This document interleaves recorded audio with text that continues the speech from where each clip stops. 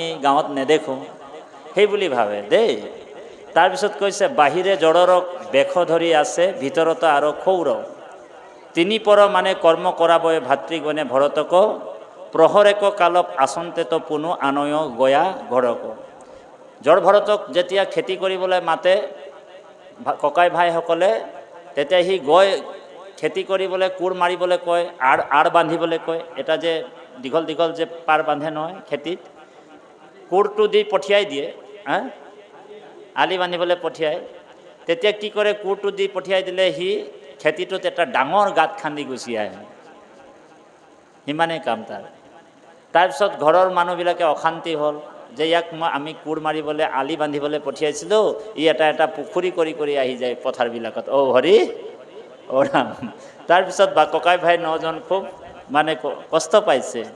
একদিনা প্ৰতি ধান্য পকি আছে পশু মৈক্ষ তাক খায়, তাক ৰাখিবাক নিশা ভৰতক দিলা নিয়া সমুদায়। এদিন কি হ'ল, ধান শুকাই থৈছিলে, ধানবিলাক চাবি বুলি কৈ ভৰতক বহুৱাই দিলে ককাই ভায়েকে। তেওঁ কি কৈছে, হৰিৰ নাম লৈ ভগৱানৰ নাম লৈ থাকিল, ধানবিলাক কি পশু পক্ষীৰ পৰা বচাব, যিমান গৰু ছাগলী আছিলে চৰাই চিৰিকটি আছিলে চব ধান ঔ হৰি অ ৰাম কৰি পেলালে, খাই পেলালে।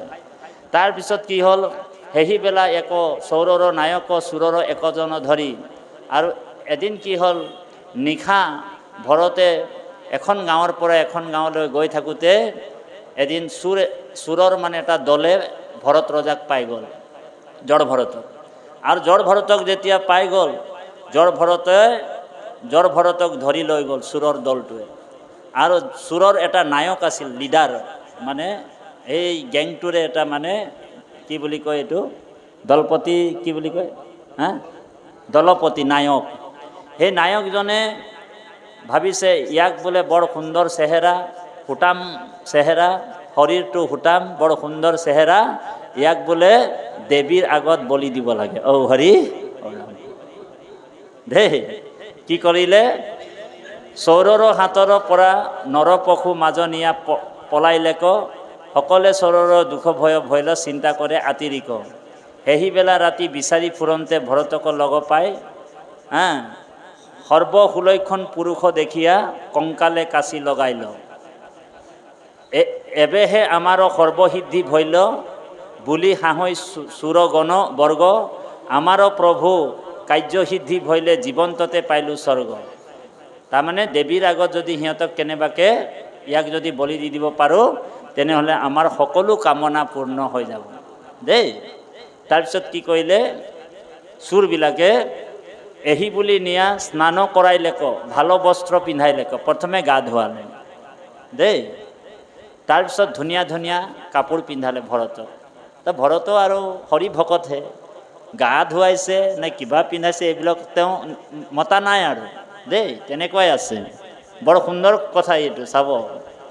তাৰপিছত কৈছে সৰ্বাংগে মলয়া চন্দনে লেপিল।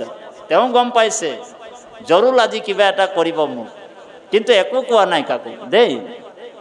বাপাইসকল কি কৈছে, সৰ্বাংগ মলয়া চন্দনে লেপিলে, গোটেই গাটোত চন্দন লেপিছে।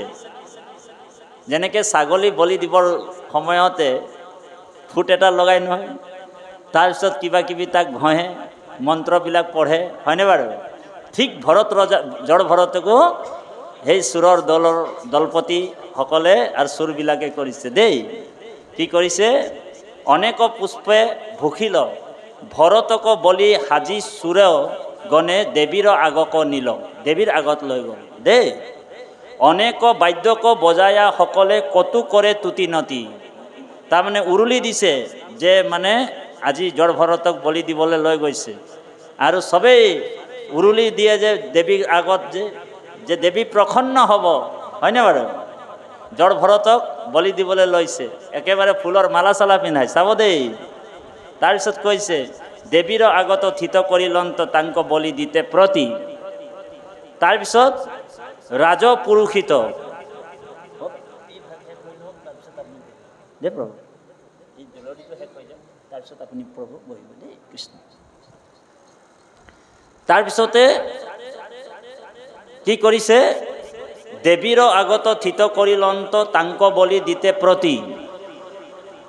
ৰাজপুৰীক্ষিত হুয়া এক সুৰ উসৰ গাইলা ভৰতক, তথাপি ভৰতে সিদ্ধান্ত নেদন্ত নেদেখন্ত শৰীৰক।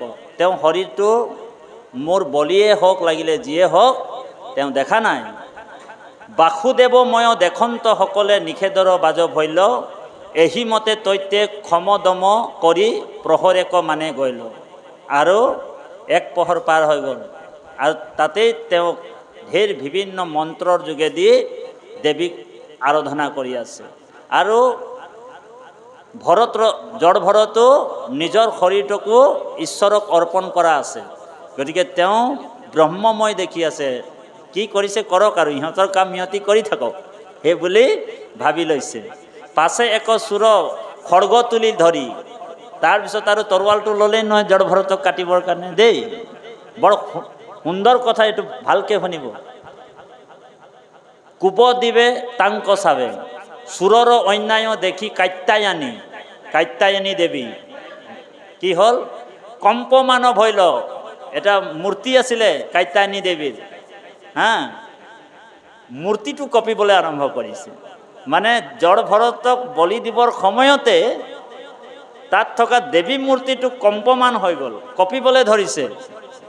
ইটো দুৰ্জনৰ অন্যায় সহিবে পাৰে কোনে সমুদায়। সুন্দৰ কথা। সকলে প্ৰাণিত বসুদেৱময় দেখে যিটো সাধুজন, তাহাংক কাটিয়া বলি দিবে খোজে কিনো পাপী দুষ্ট জন। দেৱীয়ে কৈছে, দেৱী মূৰ্তিটোৱে কৈছে যে বসুদেৱময় যিজনে ঈশ্বৰকে সকলো জগততে বিষ্ণুময় দেখে, বাসুদেৱ দেখে, ভগৱানৰ স্বৰূপে দেখে, বোলে সেইজনক বোলে মোৰ আগত তোমালোক বোলে বলি দিবলৈ আহিছে, সেইজন মহাপাপী। তাৰপিছত কি কৰিলে চাব, তাহাংক কাটিয়া বলি দিবে খোজে কিনো পাপী দুষ্ট, ইহাকে নকাটি হইয়া থাকো যেবে মুত সিজে অপৰাধ, ইহাৰ হীৰৰ লাটিম খেলাইব দৈৱতো নাহিকে বাদ। যে যিবিলাক চোৰে লৈ গৈছিলে বলি দিবৰ কাৰণে, দেৱী কি কৰিলে, একেবাৰে মূৰ্তিৰ পৰা ফাটি দেৱী ওলাই আহিলে, মূৰ্তিৰ পৰা ফাটি ওলাই আহিলে। আৰু যিটো খড়গৰে, যিটো তৰোৱালেৰে জড় ভৰতক কাটিব লৈছিলে, সেই খড়গটোকে কাঢ়ি লৈ ল'লে। কাঢ়ি লৈ কিনি চোৰবিলাকক হৰি। এতিয়া ইয়াত প্ৰশ্ন আহি গ'ল, বৰ গুৰুত্বপূৰ্ণ প্ৰশ্ন। এতিয়া মানুহে হৰি ভকতজনে কিয় আনক বলি নিদিয়ে, কোনো দেৱ দেৱীৰ পূজা নকৰে, কিহৰ কাৰণে নকৰে? প্ৰশ্ন আহি গ'ল যে হৰি ভকত সকলোকে বিষ্ণুময় দেখে। যেনেকৈ ছাগলীটোৰ শৰীৰটোতো ভগৱান আছে নাই? বোলে আছে। সেইকাৰণেতো গীতাত এই কথাটোকে কৈছে যে যিজনে প্ৰাণী দ্ৰোহ কৰে, ভগৱানে কৈছে সেইজন মোৰ ভকত হ'ব নোৱাৰে। যিজনে প্ৰাণী দ্ৰোহ আচৰণ কৰে তেওঁৰ প্ৰতি ঈশ্বৰ সন্তুষ্ট কেতিয়াও নহয়। আৰু যিদিনাখনৰ পৰা আপুনি প্ৰাণী দ্ৰোহ এৰি দিব, অকাৰণত এটা পৰুৱা বধ কৰাৰ অধিকাৰ আমাৰ নাই বুলি কৈছে। অকাৰণত দেই, এটা পৰুৱাও মাৰিব নাপায়। কাৰণ পৰুৱাটোক সৃষ্টি আপুনি কৰিছিল নেকি? মই কৰিছোঁ নেকি? নাই কৰা প্ৰভু, হয়নে বাৰু? তো বধ কৰা অধিকাৰটো আপুনি ক'ত পালে? প্ৰশ্ন আহিব। তাৰপিছত কি কৰিলে, ইহাকে নকাটো হয়া থাকো যেবে মুত সিজে অপৰাধ, ইহাৰ শৰীৰে লাটিম খেলাইব। লাটুম নিচিনা তাহাঁতৰ মূৰবিলাকত মই ফুটবল খেলিম নিচিনা কৈছে মানে কথাটো দেৱীয়ে দেই। তাৰপিছত ক'লে, এহি বুলি দেৱী প্ৰতিমাৰ পৰা জাম্প দিলা ডাক, প্ৰতিমাৰ পৰা ফাটি ওলাই আহিলে। আহি কি কৰিলে, চোৰৰ হাতৰ খড়গ কাঢ়ি লৈলা, কাটিবাক লৈলা তাক। একফালৰ পৰা চোৰবিলাকক হৰি অৰাম কৰি পেলাই। তাহাৰ শুনিত্ব পিয়া কাত্যায়নী, সেই চোৰবিলাকৰ মূৰৰ যিটো তেজ, ডিঙিৰ যিটো তেজ খাইছে কোনে? কাত্যায়নীয়ে খাইছে। ভৈলা আতি মাতোৱাল, কৰতালি মাৰি হীৰৰ লাটিম খেলা দিয়া ভৰি তাল। আৰু লোহিতে উত্তৰে কাষৰে প্ৰকাশে নাৰায়ণপুৰ বন্ধ, তাহাৰ মধ্যত যত লোক আছে নুগুছে সদা আনন্দ।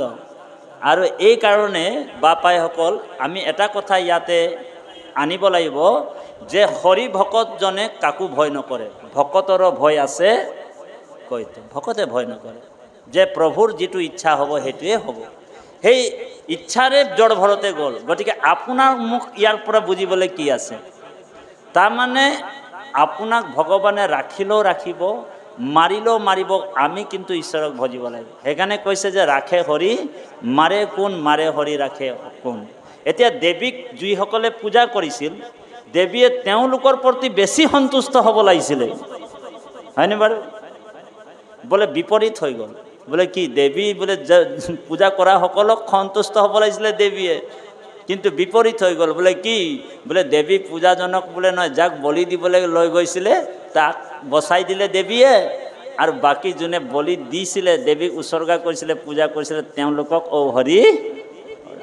তাৰমানে ইয়াৰ পৰা এটাই কথা বুজিব লাগিব যে আমি অন্য দেৱ দেৱী পূজা কৰিবলৈ কোৱা নাই, স্বয়ং দেৱীয়ে কৈছে যে হৰি ভকতক